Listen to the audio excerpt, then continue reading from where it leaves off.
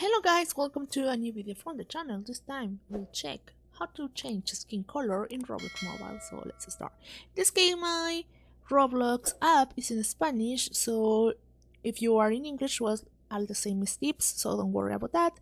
So first one, let's go to the options that appear down that says avatar. Okay, you just press that one. So let's go to the option that says personalize.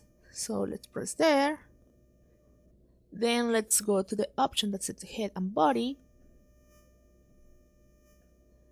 And then just have to press skin.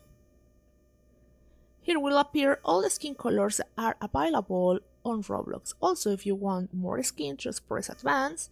And here you can check all the body parts that you can change skin color. So press the one that you prefer, and then you only have to save the change. Okay, so just press that one if you want brown, etc. So guys, I hope it works for you. Remember that the app is the same, so if it's in English or Spanish, it's the same way. Thank you for watching. Remember to subscribe and give like to this video.